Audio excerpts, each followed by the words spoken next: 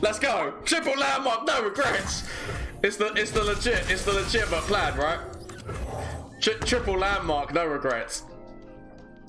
No regrets. I mean, you know this is stupid. I know this is stupid. Why do all three of them hit the one?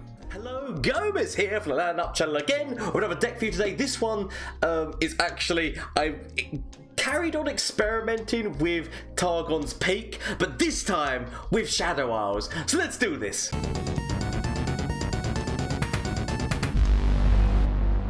So the deck is called Ghostly Peak. Now, as I said, this one was a little bit more difficult to work out more than the Demacia one. Demacia, you know what you're doing, right? You're going to throw the big boy dragons out who are buffing dragons. You've also got the Bubble Man. You've got so many options in there. And obviously, Judgment is such a good sweeping move. Shadow Isles is a little bit more harder. The main reason why Shadow Isles is harder is because you look at this and you immediately think, yes, I want to be throwing Ruination in my deck. I want to be throwing Harrowing in my deck. But then, when you think about it, Targon's Peak is all about trying to get the big boys out immediately and trying to overwhelm with the stat lines. And so Ruination actually basically takes that away from you. Although you could Ruinate and then go into Harrowing, you need to have top decked, or you need to have those two items in your hand at the time when Peak's out on the board. And sometimes you hit Harrowing, but not much has died because by turn 5 onwards, not much has died yet, so Harrowing doesn't become really that much of a good move. So I kind of experimented around and I've decided, so I want to have Ledros. Ledros is definitely one you want in there. Zero cost Ledros is just too good to pass up on. I definitely want Spectral Matron. Spectral Matron's ability to be able to get something cheap, being able to get something out onto the thing, so it can even make a copy because it's an ally in hand. It can even make a copy of a champion, so you can get a copy of Asol. So if it's your attack turn, you get a copy of Asol out on the board. It's ephemeral and it's gonna die, but admittedly, it dying is not the worst because we could get Rekindler and bring it back. So I kind of like the idea of that concept. It's not the best. Obviously, we've got Vengeance for 0 as well. One thing that I might say that could be a consideration is Atrocity. I couldn't really fit it in because I do still want to have Bald Wipe from my opponent, which is why we've got the Asol spell. But the idea of Atrocity for 0 cost Atrocity to potentially use on top of Asol, so you're doing 10 damage in, especially once Ledros has been played, is actually a really good move. I just didn't know what I wanted to change around for it. You need to also remember that you're early game, so Aristocrat is an amazing early game because he's giving you 2 blockers for the price of 1, right? That's the amazing of there. Warden's Prey, yet again, I'm kind of thinking, I'm actually going to go 3 copies and change them, which I'm going to change this around right now. Because Warden's Prey, giving you another body, yet again, once he dies, giving you something else that you can play that could potentially just be a blocker. This is in here more because just on its Daybreak, it's a really good blocks, which if it's on your opponent's attack turn, you play that. They're not really going to be going against that. We have to throw in a couple of vials because, yeah, again, against those elusives, those immediate elusives like Zoe and Teemo, this gives you potential counter for that early game if you draw them. As well as that, obviously, it's putting a body on the field again. Draw for Targon's Peak, because this whole deck lives and dies on getting Targon's Peak out as quickly as you can, and also making sure that you can try and keep it, because all of the deck is high value. Or at least the majority of the deck is high value. So once Targon's Peak is on the board, then you're laughing. We've got widgets, so that's for drawing Targon's Peak, or even potentially destroying an opponent's landmark, like Skullgrounds or the draw one. We've got widget Dragon's Clutch in here, because Dragon's Clutch is going to be drawing Asol or widget Mind Splitter or the Eclipse Dragon. So it's just I put a 1 of this just because I do like the idea of it. Callista is in here because if you do have these little things dying, and Callista presents fearsome damage as well. She's quite a nice minion to have, as well as the if you do get the Rekindler out, if Callista's died in the early game, getting that out to get another Callista back, if you can level her, she's got good things. The first time I did this deck, I put Leona in because I actually went with all of the Daybreak guys as being the early game strategy. But the problem with that is that once they lose their stats, like he's a blocker twice, and that's far superior to that. That's in my head. This is how this works out. Time speak. Eclipse Dragon. Once Eclipse Dragon has been played, the Daybreak means it's going to make those other dragons cost less, like a ASO or the which is that, and so that's just it's too good. It's also which like the fury that happens of that as well is very nice. I was going to say like something else, but in my mind feels like no, that's incorrect. Vengeance for the widget removal. So this is the way that I've decided to play the deck. I would say that Atrocity is a consideration. Atrocity is a consideration for this deck, but I've decided not to go with it. So this is the way that I think that this would running Targon's Peak in Shadow Isles. I haven't actually tested this deck yet, so what you're about to see is going to be the testings of it. So we'll see how we do, but. Bear in mind, shameless plug time, Twitch, Twitter, and Instagram. If you haven't already caught me on Twitch, I'm live on Mondays, Tuesdays, Wednesdays, and Thursdays. So you want to come catch this crazy madness live, please feel free to join over there and hit the follow button if you want to. Do not feel forced. If you're liking what you're seeing so far, why not consider subscribing? There is also the Discord link in the description down below as well, so that if you want to join the lovely community of people that we're making who love Legends of Runeterra, love gaming, and love just like, you know, having a laugh in general, then why not consider joining that, as well as the fact there is actually a Twitch competition which is on that Discord. But as I said, do not feel forced. These are just the options that are open to you. But anyway, without further ado, enough of this jibber jabber. Let's see how this deck does in a couple of matchups. Aha! So they're ramping into their big men play, and we're trying to. I mean, to be fair, Targon's Peak actually we are. The deck we're against is kind of one of the worst decks to play Targon's Peak against, because they're going high value as well, right? Like they're after all the high value stuff, and then we're trying to, like, it doesn't, you know what I mean? Like we are literally we're countering ourselves because they've got big men things going on, and we're kind of playing into their moves, if you understand what I mean. It's not good. It's not the best.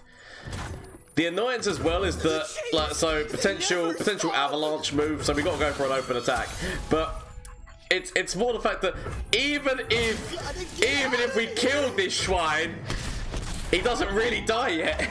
So if we do hit that, okay. So I feel that I went for the open attack because I thought that there was going to be the avalanche. Technically, actually playing her would not have been a bad thing. She would be on 1 health right now. I mean, we haven't got Landmark, and we haven't got the draw for Landmark yet. All I can do is believe in the heart of the cards. There's the vengeance. There's the vengeance. All I can do is believe in the heart of the cards right now. It's like it's my best chance.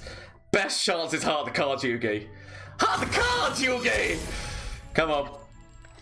It's not heart of the cards. I mean, we could still go forward here, right? Because they're both going to be creating stuff for us to play. Nice to meet you. I mean, we could just vengeance. I guess, like, you know, we do have just the ability just to remove him from the field of play immediately. Admittedly, the one call for not doing that was if we draw diverted paths right now, we wouldn't be able to play the landmark on the same turn. So the one call for why that was not, I mean, we still didn't draw it, so, you know. Play you gives us the best defense against that overwhelm. Gives us the best defense against that overwhelm this turn. So Eclipse Dragon next turn does open. Eclipse Dragon next turn does open Infinity, which is like an infinite mind splitter. We actually could also play Rekindler to bring Callista back as well, but it just opens this up next turn, like, for being, like, more playable, right? We've also got, like, slowly but surely, the more dragons we play, sky's the set. Okay. Admittedly, we have forced that vengeance out. We have forced that vengeance. So he's used 2 of his vengeances. We could use it. I really want to be using this on Tryndamere. Like, Tryndamere is the one who I want to be hitting with stuns. I doubt we get him. I doubt we get him, but he's the one I want to hit. Okay, pass the turn. Pass the turn. There he is!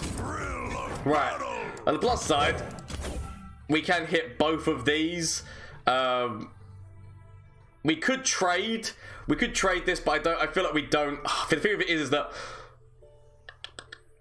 the thing of it is that we've kind of got to put a blocker in the way of in the way of like at least one of them, right? Because we will be taking significant damage, and there is also you got to remember that we're going to be taking significant damage, and there is also what's his face to consider, right? There is also atrocity.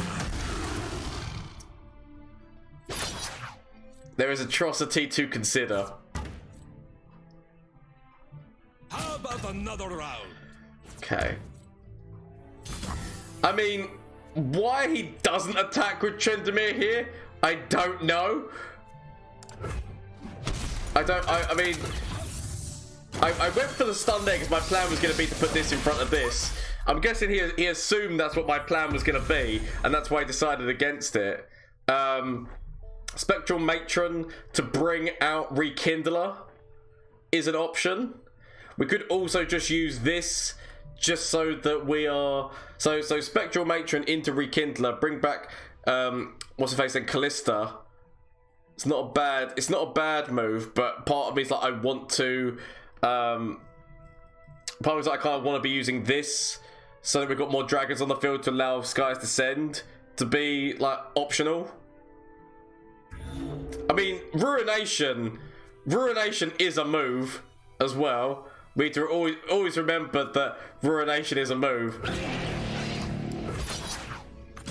feel like we take that out. I feel like we take the ice pillar out of the equation. We could have technically thrown there was nothing wrong with throwing those guys forward. Just want to point that out, there was nothing wrong with throwing these guys forward. He would have traded with one of these. It would have been 100% bad. Ugh! 2 damage to all. Yeah, no, there would have been nothing wrong with that. Let's see what we go. I mean, the two things you don't really want to see.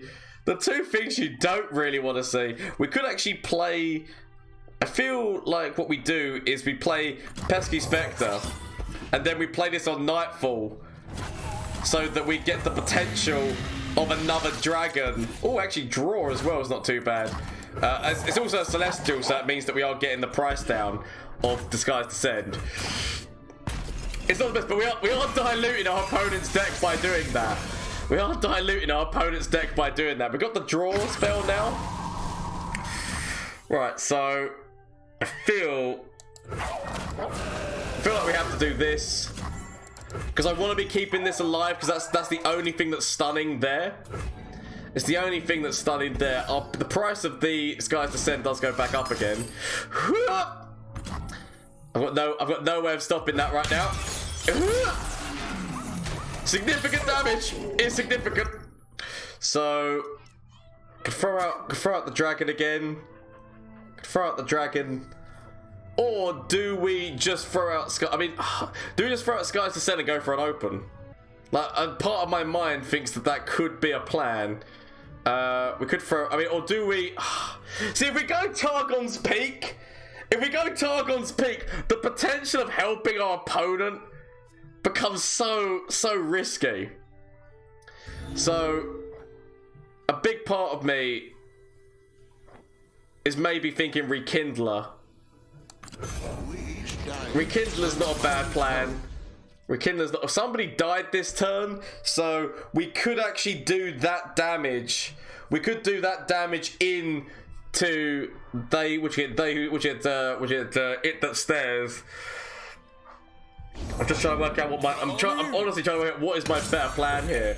What is my better plan? Potentially we could kill this just so that he's now on the... But I mean, if he does have... I just want to point out, if he does have, I'm hoping that once he's, I'm hoping that it still counts as being him, right, for stunning. Does it still count as that being that, or does it, once he's now on that form, does it no longer count as that being stunned? Like, is that, I don't know how that synergy works. I guess we're going to find out. But if he's got another atrocity... If he's got another atrocity, then scary times, right? If he's got another atrocity, scary times. Because what do we do? Like, the second atrocity, that's GG. So does that still get the stun? Yep, it does still get the stun. Thank God for that. Targon's Peak. So if we play... I feel like, do we just go with the big man move? But I kind of want to see him play something. So, potentially playing Shark Chariot. I want to see more play from our opponent. Potential... Oh, there it is. I mean, I'm not gonna... I mean, that has worked perfectly for us right there. But it's literally what he's done is because Tryndamere's already left. I mean, and that just... And then it leaves the board open. It leaves the board wide open, right? So...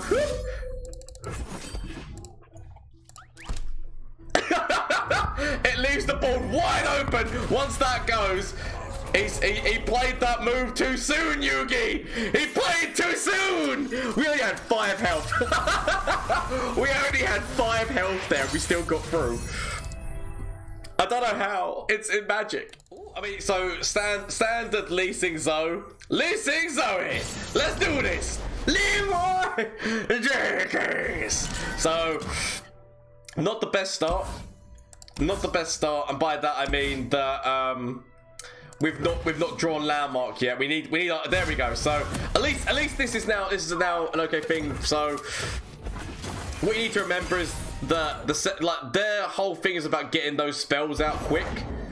So their whole thing is about getting those spells out quick. So as long as we can, so they don't really have too much early. I mean, I say that there is the Lee Sin spell which gives +2 damage. Let's just say that I was going to say that they don't have much way of like dealing with the fearsome to begin with, but I mean, oh, and goat as well. There we go.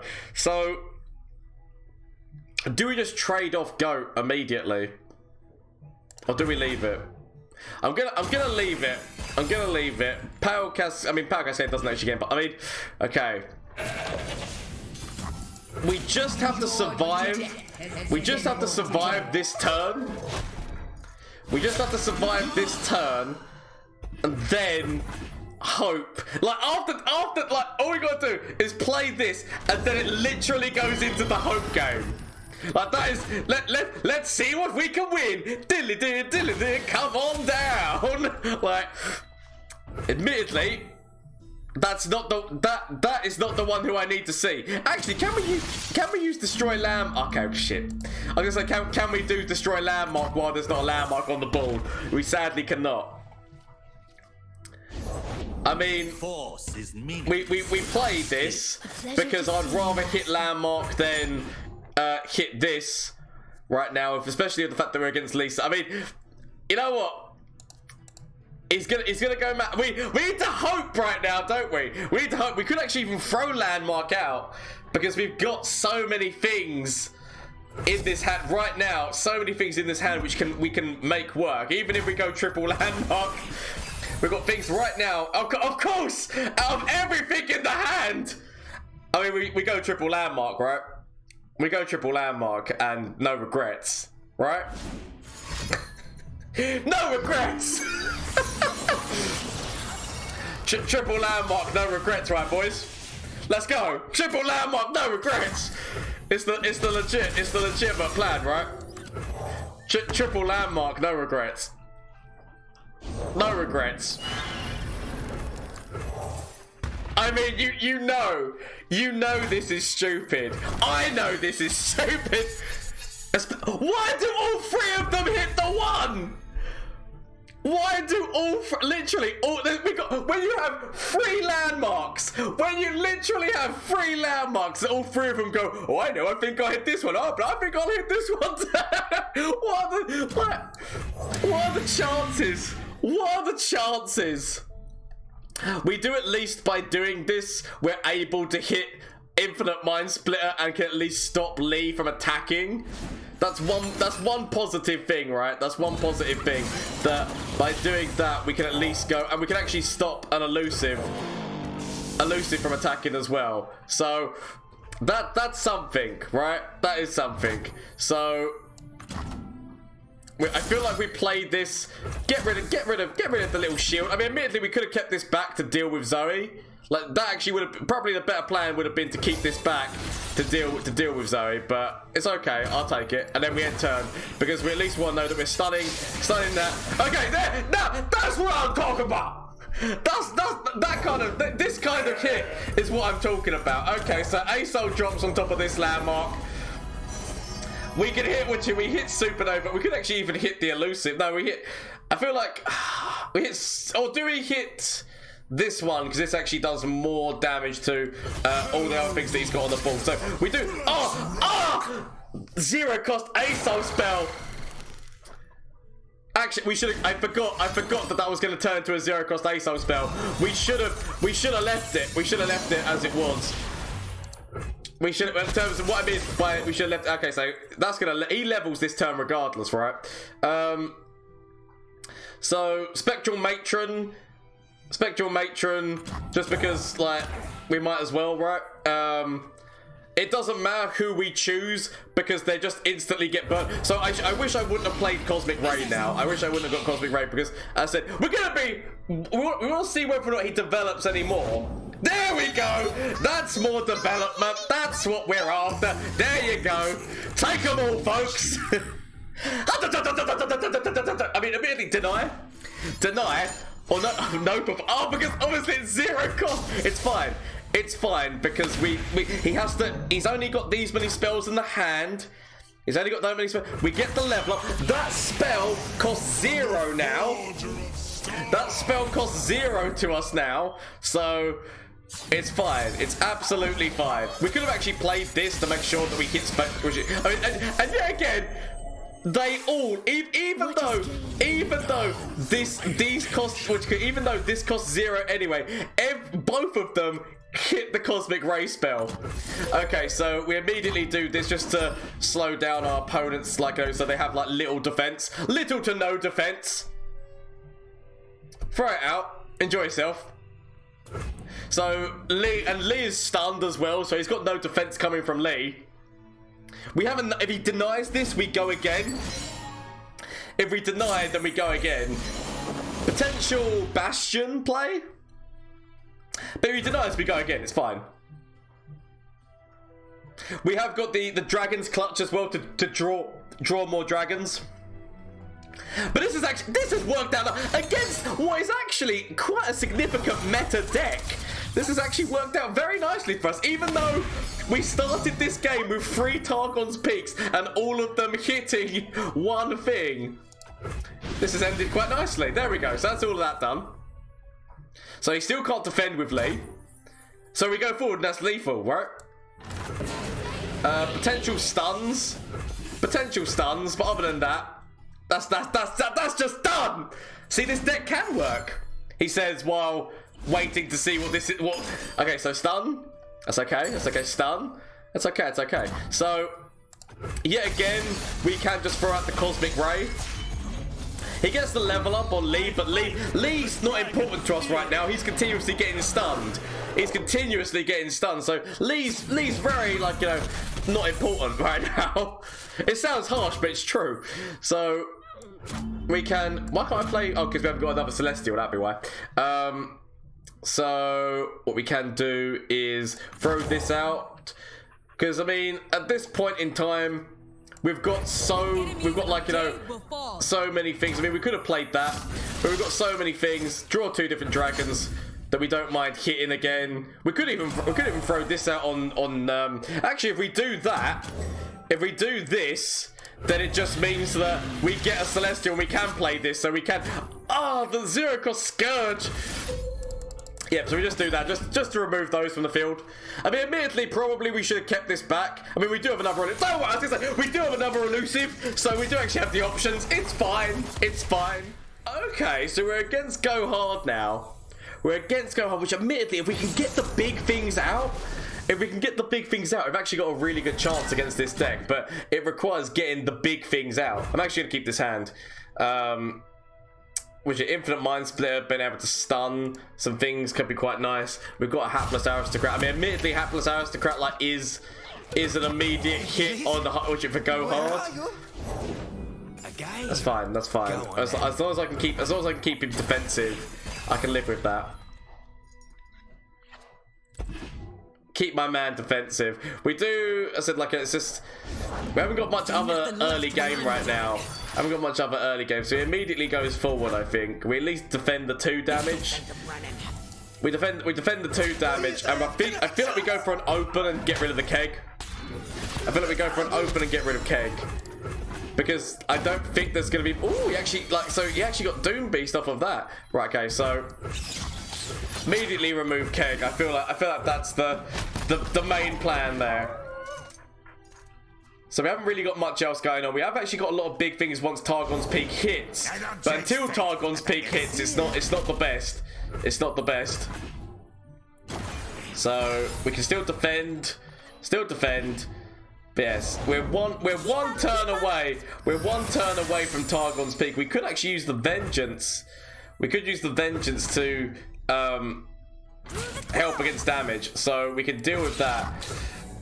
Big part of me is like, do I just use Vengeance right now to just lessen the damage that we're taking?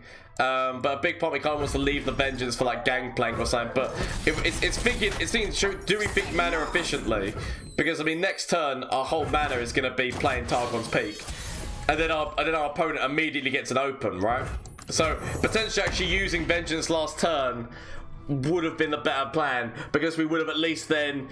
I mean, we've got a big handful of things, but it also depends on what we draw or what we get, what it hits, right? Because we've got no control over what Targon's Peak hits. We've got a lot of big things in the hand.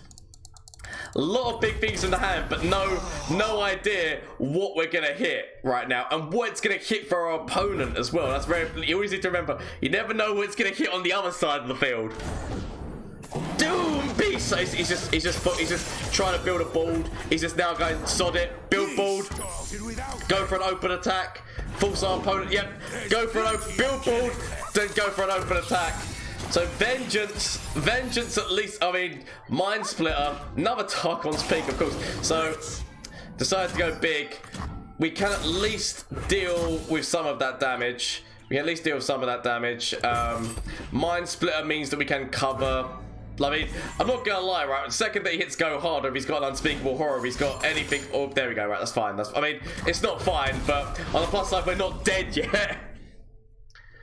But he could have another Doom Beast. We did see him burn a Doom Beast right at the beginning, so we do know that he has burnt. We do know that he has burnt a Doom Beast in the past. So we've got to stop the elusive at least. But to be fair, there's like so many things our opponent could have. He's gonna. Okay, so he's starting to go hard. Now. It's not the like best, but we'll take it. Potential Spectral Matron. Hope that we hit Spectral Matron. We could actually hit the Infinite Mind Splitter again. If we hit the Infinite Mind Splitter again, it does mean that we get to. Okay, so Spectral Matron, as I said, it's not bad. Spectral Matron does mean, so if we throw that out, if we throw this out, we mean that we get ASOL down in cost, as it is. If we throw him down the second time, then he gets, so just get ASOL down in cost. We can actually make a copy of ASOL and just go big, because by attacking forward with all the things, he basically like has to defend the board. Which doesn't feel like the worst plan. Twisted, of course. Yellow. Oh no, blue. I mean, blue card. He's trying to find things. So Spectral into ASOL. Just because, at least by playing that's not too bad. So so he's got rid of the other stun. So he does have a bigger board. He does have a bigger board to play with. We've got to go big. We've got to go big here, because it's all we've got. So we're basically trying to force our opponent into defense. Because if he finds another Doom Beast, it pretty much is done. If he finds another Doom Beast, it is done. So we need to be forcing him to defend everything. Forcing him to question everything and defend. It's the only plan we've got against this deck. It's the only plan we've got. So we lose ASOL, but I said we've got another one in hand, and we can play him next turn. Whether or not he gets hit by Targon's Peak, we still play that next turn. Is he going for the level up? He's going. Oh, I'm glad he's lost Crumble. Crumble's actually quite nice that I'm not dealing with that. But we have only got 2. Bearing in mind, Doom Beast is all he needs. 1 Doom Beast hit and it's done. One Doom Beast hit and it is done. So, okay, go hard. I mean, he could still have the Doom Beast. Could still have the Doom Beast hit. So I feel that we play ASOL onto the board. Play ASOL onto the board. Potential Scourge in hand. Potential Scourge in hand. I think it just gives us what's needed. I mean, but that could be. So he's. I mean, he could have packed your bags. He could have packed your bags, and that just kills. That just kills us with the pack your bags move. Okay, so we throw this out. I mean, whatever we hit, it doesn't matter because literally there's no room on the board. So, but if he's got pack your bags, I really hope he hasn't. Don't have it. I mean, I know, he can say mathematics all he wants. That was 0 cost. And so, I mean, don't have it. He's got. Don't have it. Don't find it. Oh my God! He just burnt 2 of them. But come on, don't have it. Don't have it. I mean, the strings. My God, the stress. The stress is so real. But I mean, the fact he just burnt 2 of them. The fact he burnt 2 of them is devastating. Okay, so. We've got Scourge. I mean, the thing of it is, yet again, he has got the chance, right? He has got the chance. He's level twisted. He has got the chance now. He's got red card. He's got red card, and he has got the chance to find pack your bags again with the draw as well. Remember, like it's very important to remember that he's got like 2 chances. 2 chances to win. Our best chance of victory. So if we go forward, we've got 2 fearsomes. Right now, which admittedly, so the only one who can defend the fearsome is Twisted. So that's 12 damage. But it's not enough. It's not enough damage. We need to basically force him down more. Yeah, we have to force our opponent down more and then throw Scourge out. That seems like the best plan. It's if he's got pack your bags, it's done. Like if he finds pack your bags, it is done. But we've got to go for the big man. He's got, oh my God, there's so much joy to going in to just find this one. He just needs 1 copy, and he's got so many of them. He must have found it. He must have found it. But if we would have gone for an open attack, actually, would the open attack have been a bad plan? Because I mean, open attack. Because I mean, I guess fearsome 12 damage.